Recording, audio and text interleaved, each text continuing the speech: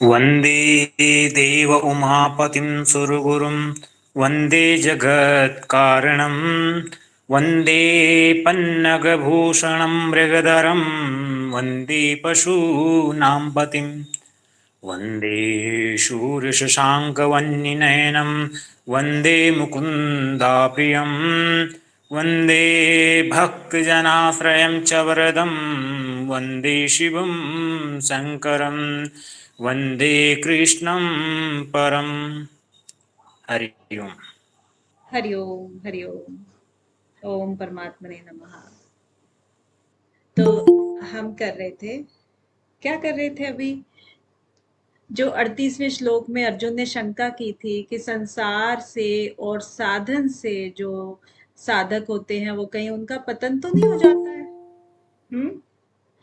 क्योंकि योग भ्रष्ट बोला था ना उन्होंने कि योग भ्रष्टों का क्या हो जाता है, कहीं उनका पतन तो नहीं हो जाता है। तो उसका समाधान करने के लिए भगवान आगे के श्लोक में कहते हैं, अब भगवान बोल रहे हैं। हाँ जी, भगवान क्या बोल रहे हैं परवेश जी? जी मैम, कौन सा वाला मैम? 40। हाँ जी, 40वां। जी, 1 सेकेंड मैम। हम्म।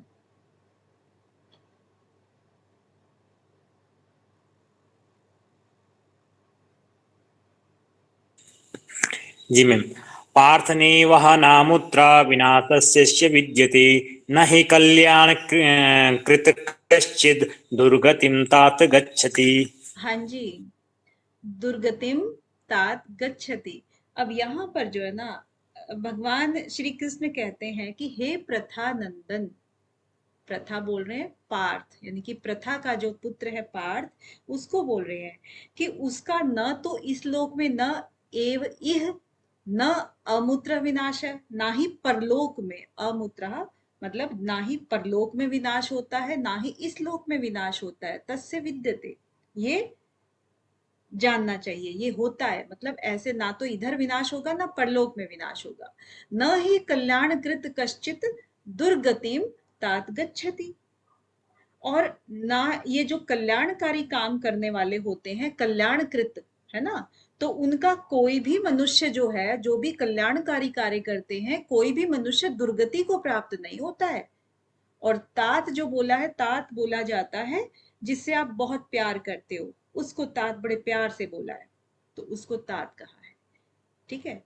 अब इसमें क्या कह रहे हैं कि जो सच्चे हृदय से साधन करता है मनुष्य, जो भी जिस भी जन्म में करता है, और वो योग भ्रष्ट में क्या था कि योग भ्रष्ट में वही चीज थी कि जो भी मनुष्य हैं वो योग की मार्ग में तो चलते हैं, सब कुछ करते हैं, यज्ञ तप और जितने भी कल्याणकारी कार्य करते हैं, लेकिन वो कहीं ना कहीं वो कर जाते हैं कि हम ज्यादा उसमें रूटीन में नहीं चल पाते हैं कि एक बस बैठे हुए हैं उनको कोई काम नहीं, वो किसी और चीज को भी वो इग्नोर नहीं कर पाते हैं।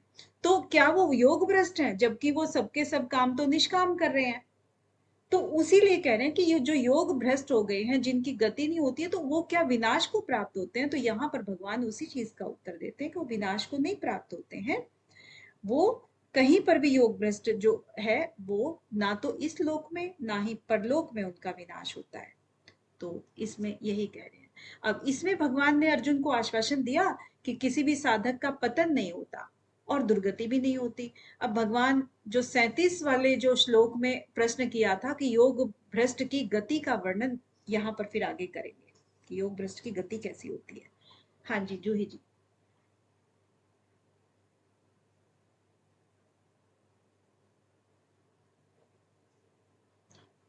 सुन रहे हैं यस्य जूही जी?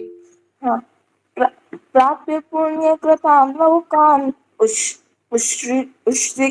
उषित्वा शाश्वती समा शुचीनां श्रीमतां गेहे योगभ्रष्ट अभिजायते। हाँ, योग भ्रष्ट अभी जायते। आपको इसको विसर्ग को भी पढ़ना होता है वैसे ना। तो जो योग भ्रष्ट है, जिसकी बात कर रहे हैं योग भ्रष्ट की, तो योग जो भ्रष्ट होता है वो पुण्य कर्म करने वाले, जो पुण्यकृताम, जो इस लोक में पुण्य क्रम जो करते हैं वो लोकान, जो लोकों को प्राप्त होते हैं। लोकान मतलब जो ऊर्ध्व गति होती है ना, स्वर्ग को और उससे ऊपर भी जितने भी होते हैं, वैकुंठ आदि। वैकुंठ में तो कहते हैं बहुत ही बाद में जाते हैं, ब्रह्मलोक वगैरह। तो ये जो लोक होते हैं ना सारे, उन लोकों को प्राप्त होते हैं।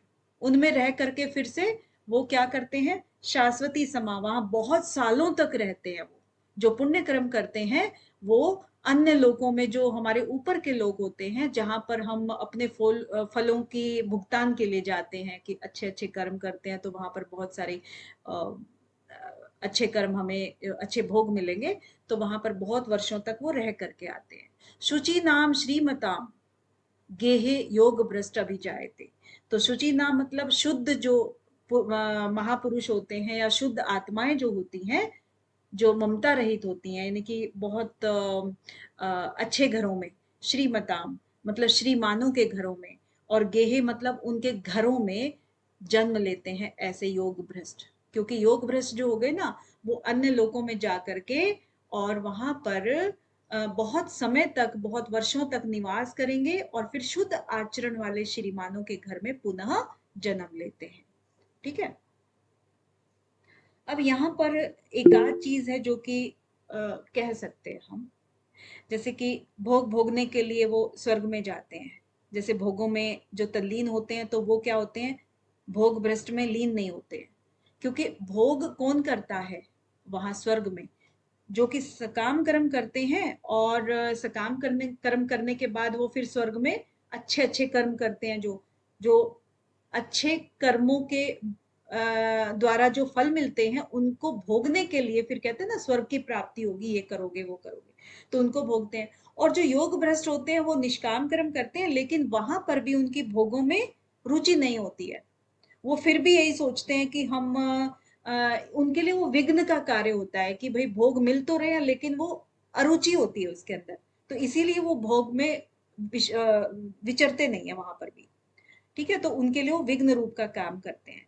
उषित्वा उषित्वा शाश्वती समा, यानी कि स्वर्ग आदि जो ऊंचे लोग होते हैं, तो यहाँ पर ये यज्ञ आदि करके जो शुभ कर्म करने वाले होते हैं ना, जो भोग भोगने के उद्देश्य से ही जाते हैं, तो वहीं पर स्वर्ग तो वही होता है, वहां पर भी योग भ्रष्ट भी जाते हैं। लेकिन दोनों में डिफरेंस आपको बता दिया है। ठीक है। और इसके आगे फिर आप देखेंगे कि उन लोगों में जाना, जो लोग जाते हैं तो कर्मों के हिसाब से ही जाते हैं। जो कर्म होते हैं आगे आगे और भी जो आएंगे ना श्लोक्स, उसमें और क्लियर होगा उनमें। और फिर वो सारे के सारे क्या करते हैं, अच्छे घरों में, श्रीमान के घरों में, यानी कि जो अच्छे लोग होते हैं, आचरण वाले अच्छे लोग होते हैं, उन्हीं के घर में वो जन्म लेते हैं। ठीक है। तो पहले वाले श्लोक में भगवान ने अर्जुन के प्रश्न के उत्तर में योग भ्रष्ट की गति बताई थी।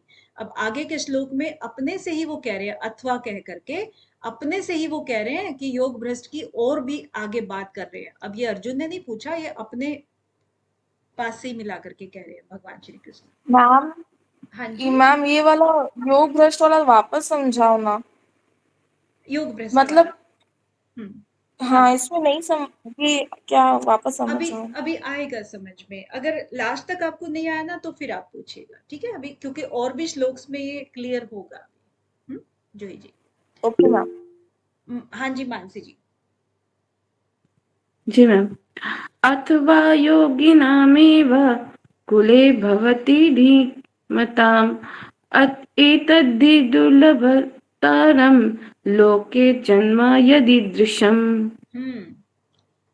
लोके जन्म यत ईदृशम, यानी कि जो कह रहे हैं अथवा, यानी कि एक और बात कह रहे हैं जो ऊपर वाले से कही, कि जो ये वैराग्यवान होते हैं, वैराग्य जिनके अंदर होता है, हर चीज को भोगने की लालसा नहीं होती है उनकी, वैसे योग भ्रष्ट। योग भ्रष्ट मीन्स जो योग करते करते और जिनको वो गति प्राप्त नहीं हुई, जो कि वो गति के लिए चले थे, ठीक है, बीच में ही उनका शरीर छूट गया, तो उनको कहा है योग भ्रष्ट। तो वो जो योगी हैं, यानी कि वैराग्यवान जो योग भ्रष्ट है, वो योगी नाम एव, योगी नाम मतलब योगियों के, यानी कि ज्ञानवान जो होते हैं, धीमता मतलब ज्ञानवान जो है, उन योगियों के कुल में वो जन्म लेते हैं। ठीक है। अब यहां पर कहा कि श्रीमानों के घर में जन्म लेते हैं और और एक और चीज कह दी, एक तो इसने कहा श्रीमान के घर में जन्म लेते हैं, दूसरा अब कह रहे हैं कि योगियों के घर में जन्म लेते हैं। दो बातें इन्होंने कही, एक तो अर्जुन के बताने से कही और एक अपने आप से भी कह दी इन्होंने। तो अपने आप से जो कही है वो योगियों के घर में जन्म लेने की बात कही, कि जो ज्ञानवान योगी हैं उनके घर में वो जन्म लेते हैं। एतत ही दुर्लभ तरम लोके जन्म यत ईदृशः, यानी कि इस प्रकार से जो ये जन्म है, एतत ही दुर्लभतम, ये जो है ना दुर्लभ है, ये वाला, ये बहुत ही दुर्लभ जन्म है जो संसार में इस तरह से जो जन्म होते हैं योगियों के घर में। यानी कि वैराग्यवान पुरुष उन लोकों में न जाकर के ज्ञानवान योगियों के कुल में ही जन्म लेता है, परंतु इस प्रकार ये जो जन्म है ये संसार में निसंदेह अत्यंत ही दुर्लभ होता है। तो दो बातें इन्होंने कही हैं। ठीक है, आगे पूर्व श्लोक में भगवान ने वैराग्यवान योग भ्रष्ट के तत्वज्ञ योगियों के कुल में जन्म होना बताया। अब वहां जन्म होने के बाद क्या होता है, ये बात आगे के श्लोक में कहते हैं। संगीता जी। तत्र तं बुद्धिसंयोगं लभते पौर्वदेहिकं यतते चाततो भूया संसिद्धो कुरु नंदन। हाँ जी, संसिद्धो कुरुनंदन। तो हे कुरुनंदन, कुरुनंदन को कह रहे हैं, अर्जुन को कह रहे हैं कि वहां पर उसको पहले मनुष्य जन्म की जो साधन संपत्ति जैसे प्राप्त हो जाती है, फिर उससे ही साधक की सिद्धि के विषय में पुनः यत्न करता है। तत्र तम बुद्धि संयोगम लभते पौवर्देहिकम, यानी कि जो पहले के शरीर में, जो पहले जो शरीर था उसमें जो भी चीजें उसने संग्रह की थी उसका बुद्धि संयोग उसको हो जाता है। अब कैसे, जैसे कि एक तत्वज्ञ है, यानी कि तत्व को जानने वाला जीवन मुक्त जो महापुरुषों के कुल में जन्म लेता है उसकी बात कर रहे हैं। तो उसमें उस साधक की क्या दशा होती है, क्योंकि इन्होंने कहा ना योगी नाम और धीन ताम के घर में जो भी जन्म लेता है, तो उसमें जो उसके पहले के देह थे, पहले के जो शरीर थे, उसमें जो उसने साधन किए थे, जो योगी के मार्ग में आगे बढ़ते बढ़ते योग के मार्ग में जहां तक भी वो पहुंचा था, उस पूर्व जन्म की सारी साधन सामग्री उसको अपने आप ही अनायास ही मिल जाती है। वो संस्कार उसको पहले ही प्राप्त हो जाते हैं जिस पर चलते चलते वो जो है ना शरीर छोड़ दिया था उसने, तो वो उसको मिल जाता है। तत्र तम बुद्धि संयोगम, उसका वो जो बुद्धि संयोग हो जाता है। लभते पौर्व देहिकम, जो पहले की देह थी उसमें जो उसने छोड़ा था वो उसको बुद्धि संयोग प्राप्त हो जाता है। यतते च ततः भूय संसिद्धौ कुरु नंदन। यतते मतलब वो यत्न करता है, और इस तरह से यानी कि पुनः जब वो सिद्धि के लिए यत्न करता है तो सभी चीजें उसको साधन प्राप्त हो जाते हैं। ठीक है, उससे भी बढ़ मैम करके, फिर बढ़कर उससे भी बढ़ करके फिर वो यत्न करता है। हाँ जी। मैम ये योग भ्रष्ट उसको बोला है क्या जो मोक्ष के लिए ट्राई करता है, प्राप्ति करते करते मतलब आदमी छूट जाता है, हाँ वो नेक्स्ट जन्म में जो है श्रीमान के घर में जन्म लेता है, हाँ ऐसा कुछ? हाँ, योग भ्रष्ट मतलब कि जिसका योग पूर्णता तक नहीं पहुंचा, बीच में ही छूट गया, उसको योग भ्रष्ट बोला है। तो अब मैम काकमत और मरकटमत बारे में बोला गया है इसमें। जी जी क्या, काकमत और मरकटमत का कॉन्सेप्ट भी इसी के साथ थोड़ा सा मिलेगा। हाँ हाँ, ये सब देखिए अलग अलग ग्रंथ में बिल्कुल अलग अलग तरीके से और सेम चीज कह रहे हैं, तरीका सबका अलग अलग है, बस चीजें वही हैं सब। तो आगे क्या है कि इस श्लोक में भगवान ने बताया कि तत्वज्ञ योगियों के कुल में जन्म लेने वालों को पूर्व जन्म कृत बुद्धि संयोग प्राप्त हो जाता है और वह साधन में तत्परता से लग जाता है, क्योंकि पहले का उसको सारा ज्ञान मिल गया ना। अब आगे का रास्ता उसको तय करना है। अब शुद्ध श्रीमानों के घर में जन्म लेने वाले योग भ्रष्ट की क्या दशा होती है, इसका वर्णन कहते हैं। अब यहाँ इसने किसकी बात कही थी, योगियों के, योगियों के पास जो जन्म लेते हैं ना, तो उसकी बात थी। अब यहाँ श्रीमानों के घर में दो चीजें इन्होंने कही थी, एक श्रीमान और एक योगी, है ना। श्रीमान का यहाँ पर क्या मतलब है, श्रीमान जो कि एक अच्छे घर होते हैं, संस्कारी होते हैं, उनके घर में बहुत सारी सुख सुविधाएं होती हैं, जैसे राजा महाराजा भी आप कह सकते हो।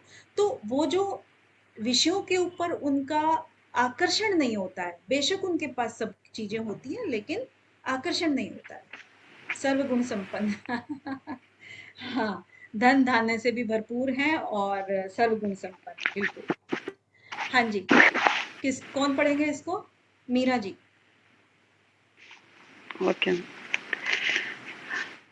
पूर्व अभ्यासेन तेनैव हेतेहासो अपि सः जिज्ञासुः अपि योगस्य शब्द ब्रह्म अतिवर्तते। हाँ, शब्द ब्रह्म अति वर्तते। अब यहाँ पर पूर्व अभ्यासेन, जो इसका पूर्व अभ्यास था ना, उसकी बात कर रहे हैं। तेन एव ह्रियते ही अवश अपि सः, यानी कि जो पूर्व अभ्यास था, योगियों के कुल में जब उसने जन्म लिया था, तो वो जो योग भ्रष्ट थे, उनको क्या होता है, जैसी साधन की सुविधा मिलती है कि योगियों के घर में जो साधन उसको मिलते हैं, योगियों के घर में जैसा वातावरण मिलता है, जैसा वहां पर जो एक ऑरा होता है, जैसा संग मिलता है, जैसी शिक्षा मिलती है, वैसी साधन और शिक्षा जो है ना, श्रीमानों के घर में थोड़ी सी अलग होती है, उनमें वैसी नहीं होती है। श्रीमानों के घर में अलग तरह की होती है। उनके अंदर क्या होता है, वो सबके सब सांसारिक भोग वगैरह भी होते हैं सबके, ठीक है, श्रीमानों के घर में। और उनको भी जब वो भोगों की तरफ आकर्षित नहीं होता है, श्रीमानों के घर में जो जन्म लेता है, जो योग भ्रष्ट योगी होता है, तो वो क्या करता है, पूर्व अभ्यास के द्वारा, जो उसका पूर्व अभ्यास था, क्योंकि योगी का था ना पूर्व अभ्यास, तो योग भ्रष्ट हुआ है तो योगी का था, तो वो उनके अंदर जो है ना अवश अपि स, यानी कि वो भोगों को भी साइड कर देता है, परवश हो जाता है उससे भी। और उससे मनुष्य का जो पहले का जन्म में किए हुए अभ्यास थे, उसके जो कारण है, वो परमात्मा की तरफ जिज्ञासु हो जाता है, परमात्मा की तरफ वो खींचा चला आता है। क्योंकि योग जो है वो जिज्ञासु भी, इस योग का जो शब्द ब्रह्म है उसको भी वो अतिवर्तते, उसका अतिक्रमण कर जाता है, यानी कि उसको भी पार कर जाता है, ठीक है। ये चीज यहाँ पर कह रहे हैं। अब इसमें जो जिज्ञासु रूपी योग से शब्द ब्रह्म अति वर्तते है, तो इसमें क्या कह रहे हैं कि जो अर्जुन का एक मेन प्रश्न था कि जो साधन में लगा हुआ, यानी कि योग के साधन में लगा हुआ, लेकिन उसके प्रयत्न जो है शिथिल है, प्रयत्न नहीं कर रहा है, मन से वो शुद्ध है, मन से किसी का बुरा नहीं कर रहा है, सबका भला करना चाहता है, हर तरह से वो जो है ना योगी का आचरण करता है, लेकिन शिथिल है, मतलब कोई प्रयास नहीं कर रहा है। तो शिथिल प्रयत्न वाला साधक जब अंत समय में योग से विचलित हो जाता है, तो उस योग को की संसिद्धि को जब वो प्राप्त न करके किस गति को प्राप्त होता है, ये इसका अर्जुन का क्वेश्चन था कि यानी कि योग भ्रष्ट जो है ना किस गति को प्राप्त होता है, कहीं उसका पतन तो नहीं हो जाता, यही क्वेश्चन था ना। तो इसी के आंसर में कहते हैं कि लोक में या परलोक में योग भ्रष्ट का पतन नहीं होता है, पहले इन्होंने ये बात कही। अब बात करते हैं कि योगी की वास्तविक महिमा कहने के लिए योग के जिज्ञासु की महिमा करते हैं कि योग का जो जिज्ञासु होता है वो वेदों में कहे हुए सारे सकाम कर्म और उसके फलों का भी अतिक्रमण कर जाता है, यानी कि उसको भी पार कर जाता है। जितने भी सकाम कर्म होते हैं या कोई भी ऐसे कर्म जो कि उसको कहीं फंसा सकते हैं, तो ऐसे कर्मों को सबको वो क्रॉस करके चला जाता है, इनके अंदर नहीं फंसता है, ठीक है। तो पतन की कोई आशंका रही नहीं वहां पर। तो योग भ्रष्ट क्या हुआ, बेसिकली पतन का मतलब नाश होना, तो वही है योग भ्रष्ट का। जूही जी, फिर मेन इसका अर्थ क्या हुआ योग भ्रष्ट का, कि यानी कि बहुत सारी विशेषताएं हैं उस मनुष्य में, जैसे कहते हैं कि बहुत हजारों जो मनुष्य होते हैं उनमें कोई एक सिद्धि के लिए यत्न करता है ना, सिद्धि के लिए कोई एक यत्न करेगा, बाकी के सब विषयों में फंसे रहते हैं। और जितने भी सिद्धि के लिए यत्न करते हैं उनमें से भी हजारों जो होते हैं ना, वो फिर आगे बढ़ते हैं और लास्ट में जाकर के बेचारों का कहीं कुछ ऐसा होता है कि वो योग भ्रष्ट हो जाते हैं, यानी कि वो मुक्ति नहीं प्राप्त कर पाते। तो ये योग में लगने वालों की बहुत सारी वो चीजें होती हैं कि कौन सी कैटेगरी है, कहाँ पर किसका वो हुआ है। तो योग भ्रष्ट जो है ना, उसकी महिमा क्या होती है, योग की होती है, ना कि भ्रष्ट होने की होती है। जैसे मान लो कि कोई आचार्य है, आचार्य, अब आचार्य की परीक्षा किसी ने दी और वो फेल हो गया, तो क्या इससे पहले की जो परीक्षाएं होती हैं, जैसे कि किसी की शास्त्री की परीक्षा हो गई, या उससे भी पहले कोई और एक सर्टिफिकेट कोर्स या मध्यमा टाइप का कुछ हो गया, तो क्या जो आचार्य की परीक्षा में फेल हुआ, तो क्या वो शास्त्री कहलाने लायक भी नहीं है या मध्यमा कहलाने लायक नहीं है? मतलब इतना तो उसने रास्ता क्रॉस किया ना। अब आचार्य में अगर वो फेल हो गया तो क्या हुआ, इतना तो उसको ज्ञान है ना। तो इसीलिए ऐसा नहीं है कि वो योग भ्रष्ट हो गया तो उसका बिल्कुल ही पतन हो गया, पतन नहीं हो सकता है यहाँ पर। यही वो समझाना चाह रहे हैं। मैम, हाँ जी। आपने श्रीमान और योगियों के मतलब कि घर जन्म लेने में डिफरेंस बताया ना, तो श्रीमान का तो मैम आपने बताया कि राजा महाराजा होते हैं उनके घर में जो संस्कार होते हैं। योगियों का क्या बताया? योगी योगी ही होता है, उसको किसी एक्स्ट्रा चीज की जरूरत भी नहीं होती है। वो वैसे ही तत्वज्ञानियों के घर में जन्म लिया है, उनको शिक्षा का, वातावरण का, और बहुत ही जो कहते हैं ना कि जीवन के लिए जरूरी चीजें होती हैं, योगी वही होते हैं। योगी की डेफिनेशंस भी आगे आ रही है, आप देखना उसको भी। हाँ, चलिए परवेश जी नेक्स्ट। तो श्रीमान के घर में जन्म लेने के बाद जब वह योग भ्रष्ट परमात्मा की तरफ खिंचता है तो उसकी दशा क्या होती है, ये बता रहे हैं अब आगे। प्रयत्नाद्यत्मनात् मानस्तु योगी संसुति किल्बिषः अनेक जन्म संसिद्धिस्ततो याति परां गतिम्। यानी कि जो योगी प्रयत्न पूर्वक यत्न करता है, प्रयत्नात यत्मानः तु योगी संशुद्धि किल्बिषः, यानी कि जो योगी प्रयत्न पूर्वक यत्न करता है और संशुद्ध, जिसके पाप नष्ट हो गए हैं, किल्बिषः संशुद्ध, किल्बिषः जिसके सारे पाप नष्ट हो गए हैं, और अनेक जन्म संसिद्ध, और जिनके अनेक जन्मों से जो सिद्ध है, यानी कि ऐसा नहीं है कि इसी जन्म में सिद्ध हुआ है वो, इसका प्रयास पहले के कई जन्मों से ही शुरू हो चुका है। तो वह योगी ततः याति पराम गति, और वह योगी, या जिसके बारे में हम बात करें क्योंकि सिद्ध है तो उसको योगी कहेंगे, फिर उस परम गति को प्राप्त हो जाता है, ततः याति पराम गति। तो इस तरह से ये कह रहे हैं कि योगी जो होता है वो यानी कि परमात्म तत्व को, यानी कि समता को चाहता है, राग द्वेष हर्ष शोक या किसी भी द्वंद्व में वो नहीं फंसता है। और प्रयत्नात यत्मानः, मतलब प्रयत्न पूर्वक यत्न करने का तात्पर्य है यहाँ पर कि वो प्रयत्न पूर्वक परमात्मा की तरफ चलने की लगन है, उसके अंदर उत्साह है, तत्परता है, दिन प्रतिदिन वो उसके अंदर आगे बढ़ता ही जा रहा है निरंतर। ठीक है। और श्रीमानों के घर में जन्म लेने वाला योग भ्रष्ट पूर्वाभ्यास के कारण परमात्मा की तरफ खींचता है, क्योंकि उसके यहाँ पर तो बहुत सारे विषय होते हैं जिनके अंदर वो फंस सकता है, लेकिन उसके मन में क्योंकि रुचि नहीं है इन सब के लिए, तो वो परमात्मा की तरफ ही उसका ध्यान लगा रहता है। ठीक है। तो वो बहुत ही बहादुरी से उन भोगों का त्याग कर देता है और परमात्मा को प्राप्त कर लेता है इस तरह से। तो जिज्ञासु भी जो होता है वो भी क्योंकि जिज्ञासा के कारण इन सभी चीजों को प्राप्त कर लेता है, तत्परता से लग जाता है, यही चीज कह रहे हैं। संशुद्ध किल्बिषः, तो इन सभी में यानी कि जो जितने भी उसके अंतःकरण के सब दोष होते हैं, सब पाप उनको नष्ट कर देता है, और परमात्मा की तरफ लगन होने से उसके भीतर जितने भी भोग की चीजें हैं, संग्रह की चीजें हैं, मान बढ़ाई है, उन सब की इच्छा उसकी मिट जाती है। और अनेक जन्म संसिद्ध, यानी कि मनुष्य जो है जन्म के साथ में जैसे और भी अनेक उसके जन्म हुए हैं, उनके साथ जो यत्न करता है बहुत सारे, और उससे उसकी शुद्धियां हो जाती हैं। अंत समय में जो योग से विचलित होकर स्वर्ग आदि में जहां गया, वहां भोगों में फिर उसने अरुचि दिखाई कि नहीं उसको करना है, फिर वहां फिर शुद्धि हुई क्योंकि उसने वहां पर भी भोग नहीं किए, और फिर श्रीमानों के घर में जन्म लेकर के उसने फिर तत्परता दिखाई, और फिर कई जन्मों से फिर वो शुद्ध होता चला गया, तो इसीलिए इसको अनेक जन्म संसिद्धि बोला है। ततः याति पराम गति, तो इसीलिए वो परम गति को प्राप्त हो जाता है। ठीक है, अब योग भ्रष्ट का इस लोक और परलोक में पतन नहीं होता। योग का जिज्ञासु भी शब्द ब्रह्म का अतिक्रमण कर जाता है।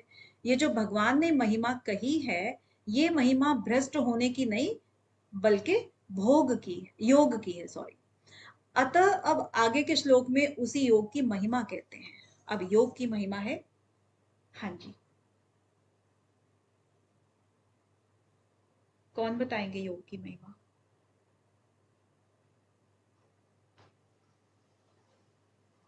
बोलो भाई, संगीता जी। तपस्वी अभ्योधिको योगी ज्ञानेभ्योऽपि मतोऽधिका कर्मेभ्य अधिको योगी तस्माद् योगी भाव अर्जुन। देखिए, ये दो आपको श्लोक बड़े ध्यान से पढ़ने हैं। अब इसमें जो आपके प्रश्न थे, जो आप बीच बीच में पूछ रहे थे, वो भी छिपे हुए हैं। मानसी जी क्या कह रहे हैं कि तपस्वी, तपस्वियों से भी, जो तपस्वी होते हैं उनसे अधिक योगी श्रेष्ठ है। ज्ञानेभ्य अपि मत अधिक, यानी कि ज्ञानियों से भी श्रेष्ठ जो है ना, वो कौन है, उसको भी योगी बता दिया है। कर्मेभ्य, जो कर्मियों से भी आगे, च अधिक योगी, कर्मियों से भी अधिक योगी को श्रेष्ठ बता दिया है। तस्मात् योगी भव अर्जुन, इसीलिए हे अर्जुन तू योगी बन। ठीक है, अब किस किस से श्रेष्ठ बताया है? तपस्वियों से, ज्ञानियों से और कर्मियों से।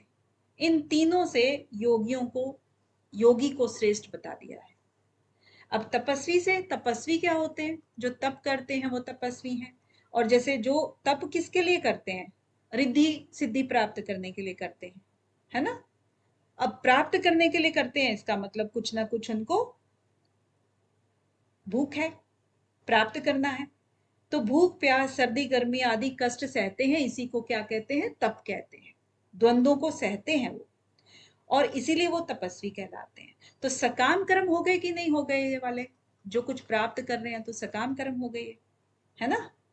तो इन्हीं सकाम कर्मों से जो परमार्थ वाला है वो योगी श्रेष्ठ हुआ कि नहीं हुआ? क्योंकि योगी के अंदर ये सब चीजें नहीं होती हैं। अब नेक्स्ट आता है आपका ज्ञानिभ्य, ज्ञान योगी। अब ज्ञानियों का क्या मतलब होता है? ज्ञान का मतलब है शास्त्रों का ज्ञान। अब शास्त्र यानी कि पढ़े लिखे विद्वान। अब इनका जो विवेचन करते हैं तो वो सब भी तो ज्ञान हुआ ना। बहुत सी बातें जो जानते हैं, कहते हैं कि मैं ये भी जानता हूं, वो भी जानता हूं, यानी कि वो सिर्फ किसी को बताने के लिए करते हैं। और वास्तव में जो उनका भोग होता है या वो भी सकाम कर्म हो गया, क्योंकि सांसारिक भोग भी वो करते हैं, क्योंकि दुनिया में रहते हैं, सभी को प्रवचन करते हैं और कुछ ना कुछ बदले में वो लेते हैं। तो वो क्या हो गया? एक तो उसका ऐश्वर्य की भूख हो गई और एक उसका भोग हो गया, चाहे वो धन से हो चाहे वो किसी भी तरह से हो। तो वो भी क्या हो गया? एट लास्ट सकाम कर्म हो गया। एक आता है तीसरा, इसमें नंबर में दिया कर्मेभ्य, कर्मयोगी, यानी कि जो कर्म होता है, इस लोक में राज्य मिल जाए, धन मिल जाए, सुख आराम भोग जो भी चीज मिल जाए, और मरने के बाद परलोक में फिर ऊंचे ऊंचे लोकों की प्राप्ति हो जाए, उन लोगों का सुख मिल जाए। तो ऐसा उद्देश्य रख के जो कर्म करते हैं कि मैं तो ये कर्म करूंगा तो मुझे स्वर्ग की प्राप्ति होगी, स्वर्ग में भी बहुत अच्छे की प्राप्ति होगी, बहुत अच्छे, क्योंकि वहां पर भी कैटेगरी होती है, जैसे किसी ने कुछ कर्म किया तो उसको किस तरह के मिलेंगे, उस तरह के मिलेंगे, ये सब शास्त्रों में जो चीजें भी लिखी हुई है। तो वो भी क्या हो गया? यज्ञ दान आदि से जो भी कर्म किए उसने, तो वो भी एट लास्ट सकाम कर्म हो गए। तो इस तरीके से कहते हैं कि जो इनसे भी क्या हुआ? योगी श्रेष्ठ हो गया, जो लास्ट में बोला आपका कर्मेभ्य च अधिक योगी, है ना। तो तपस्वी, ज्ञानी और कर्मी, ये तीन चीजें आपकी, तीन क्रियाएं अलग अलग है। तपस्वियों की क्या होती है? सहिष्णुता, यानी कि वो सहन करने की शक्ति इसमें आती है तपस्वियों में। अलग अलग क्रियाएं हो गई ना। और ज्ञानियों में क्या हो गया? शास्त्रीय ज्ञान हो गया। और बुद्धि के ज्ञान की जो हो गई कर्मियों की, कर्मियों का हो गया कि इनका जो शास्त्रीय ज्ञान था इसको क्रिया में कैसे कन्वर्ट करना है, वो कर्मियों की बात हो गई। ठीक है, तो ये सारे के सारे क्या हुए? सकाम कर्म हो गए, जो यहां पर कहे गए। अब ये सकाम कर्म जो है ना, ये तीनों ही योगी नहीं है, इनको क्या कहेंगे हम फिर? इनको हम भोगी कहेंगे, है ना। तो ये तीनों जो है भोगी हो गए, और योगी जो है इन तीनों से ही श्रेष्ठ बता दिया गया है। ओके, तस्मात योगी भव अर्जुन। हाँ, इसीलिए हे अर्जुन तू योगी बन। ठीक है, सकाम कर्म करने वाले जो तपस्वी ज्ञानी कर्मी है, इनसे तू निष्काम काम करने वाला योगी बन। ओके, अब हेलो। लास्ट। हाँ जी मीरा जी। हाँ मैम, जैसे इसमें है ना सकाम कर्म करने वाले, शास्त्रीय ज्ञान और अज्ञानी, तो यहाँ पर असली ज्ञानी को तो हम योगी ही कहेंगे ना, जैसे निष्काम कर्म वाले को योगी कहेंगे। हाँ, तो यही कह रहा ना, निष्काम कर्म तो किया ही योगी ने, बाकी सबने तो निष्काम कर्म किया ही नहीं ना। ज्ञानी ने भी नहीं किया, कर्मी ने भी नहीं और किया, और आपका तपस्वी इसमें ने भी नहीं किया, किसी ने भी नहीं किया। और जो असली ज्ञानी होगा उसका भी ये शास्त्र के अकॉर्डिंग नहीं, वो अपना जो प्रैक्टिकली होगा उसको, जिसको पता होगा उसी को मानेंगे ना हम योगी। हाँ, जो निष्काम, देखिए ज्ञानी है, ज्ञानी के साथ साथ फिर वो क्या है? योगी भी है, तब तो वो ठीक है। लेकिन ज्ञान सिर्फ वो बांटता है अपने ऐश्वर्य के लिए, धन कमाने के लिए, तो वो तो ज्ञानी नहीं हुआ ना। शास्त्रों का ज्ञान बेशक है उसको, लेकिन फिर भी वो योगी नहीं है। इन सब में योगी को जो बताया है, निष्काम कर्म को जो करता है वो योगी है। बाकी सबके इन्होंने सकाम साबित कर दिए। ठीक है, तो पूर्व श्लोक में भगवान ने योग की प्रशंसा करके अर्जुन को योगी होने की आज्ञा दी, परंतु कर्मयोगी, ज्ञान योगी, ध्यान योगी, भक्ति योगी आदि में से कौन सा योगी होना चाहिए, इसके लिए अर्जुन को स्पष्ट रूप से आज्ञा नहीं दी। इसीलिए अब भगवान आगे के श्लोक में अर्जुन भक्ति योगी बने, इस उद्देश्य से भक्ति योगी की विशेष महिमा कहते हैं। हाँ जी, बताइए जूही जी। Yes ma'am. योगीनाम् अपि सर्वेषां मत् गतिम् आत्मनात्मना श्रद्धावान् भजते यं मां स मे युक्तमं मतः। हाँ, सह में युक्तमः मतः। तो संपूर्ण योगियों में भी जो श्रद्धावान भगत है, भगत आ गया है अब यहाँ पर। हाँ, जो, क्योंकि यहाँ पर भक्ति योगी की बात की है ना, तो जो श्रद्धावान भक्त है, मुझ में तल्लीन हुए मन से मेरा भजन जो करता है, वह मेरे मत में श्रेष्ठ योगी है, ये कह रहे हैं। यानी कि योगी नाम अपि सर्वेषाम, जो योगियों में, यानी कि जड़ता से जो संबंध विच्छेद करने की मुख्यता है यहाँ पर, यानी कि कर्म योग, सांख्य योग, हठ योग, मंत्र योग, लय योग, जितने भी तरह के योग हैं, उनसे अपने स्वरूप की प्राप्ति में जो लगे हुए हैं, वो योगी सकाम तपस्वियों, ज्ञानियों और योगियों से श्रेष्ठ हैं, जो पहले भी ये कह चुके हैं।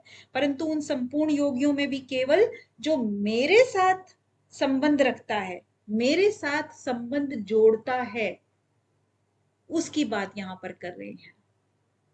ठीक है, मद गतेन, तो मेरे ही उसमें परायण, वो कह रहे हैं कि मेरे ही साथ में जो भक्ति होगी है वो श्रेष्ठ है। यह श्रद्धावान, आगे क्या कह रहे हैं?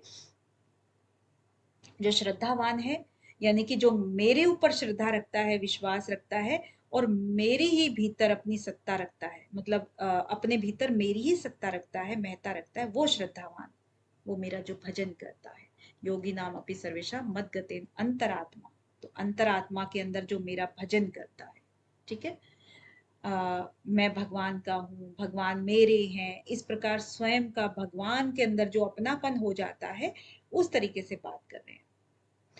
और स में युक्तमो मतः, स में युक्तमो मतः। अब यहाँ पर जो युक्तम है, अब इसमें भी आप कैटेगरी आप देख लीजिए।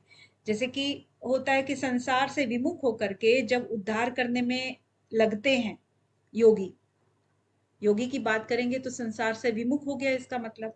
अब जब वो क्या करता है, अपना अगर उद्धार करता है, 3 तरह के योगियों की बात अभी मैं करूंगी। अभी जो अपना उद्धार करेगा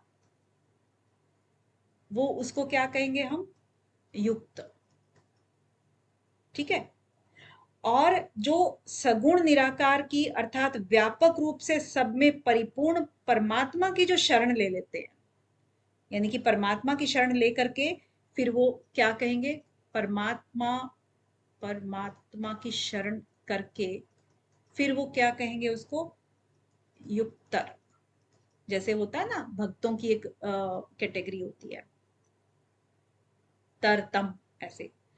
और केवल मुझ में सगुण भगवान के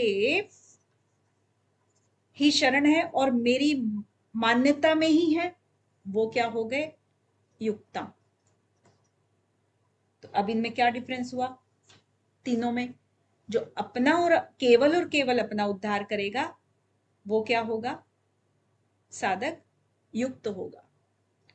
और जो सगुण निराकार अर्थात व्यापक रूप से सब में परिपूर्ण परमात्मा की शरण लेता है, सबके अंदर जो देखता है वो युक्ततर। और जो केवल मुझ सगुण भगवान के करता है वो युक्ततम हो गया। तो इस तरीके से इसने 3 की कही है, 3 कैटेगरी इसने बनाई है, सगुण निराकार की और केवल मुझ की जो हो गया वो युक्ततम, और सगुण साकार की परमात्म शरण जो हो गया वो युक्ततम हो गया। तो मेरी मान्यता में वो ये है। तो जो युक्ततम होता है वो तभी होता है जब कर्म योग, ज्ञान योग और भक्ति योग सभी योग में उसके अंदर आ जाते हैं, सभी चीजें उसके अंदर जब आ जाएंगी तो वो युक्ततम कहलाता है। अब इसमें जो है ना युक्ततम यहाँ पर लिखा है तो बस इसका मतलब है सबसे श्रेष्ठ कैटेगरी इसने बताई है यहाँ पर। युक्ततम भक्त जो होता है ना वो कभी भी योग भ्रष्ट नहीं हो सकता है, क्योंकि वो भगवान को कभी भी नहीं छोड़ेगा, भगवान उसको नहीं छोड़ेंगे। अगर अंतिम समय में जब वो इस लायक नहीं रहेगा कि वो मान लीजिए वो बेहोश है, उसको होश नहीं है, तो फिर वो भगवान को याद ना भी कर सके तो भगवान उसको नहीं छोड़ेंगे फिर, तो वो योग भ्रष्ट कभी भी नहीं हो सकता है। इसीलिए सबसे उच्चतम कैटेगरी इन्होंने बताई है। ठीक, तो यहाँ पर अपना 6ठा अध्याय संपन्न होता है और आपको अब योगी का ये श्रेष्ठतम क्रम भी पता लग गया है। इसके बाद योग भ्रष्ट का भी आपको थोड़ा सा आइडिया हो गया है। इसमें कई महत्वपूर्ण चीजें हैं ना, आप इसको ठीक से देखना, एक बार रिवाइज करना 6ठे अध्याय में कौन कौन सी आपकी इंपॉर्टेंट चीजें हैं।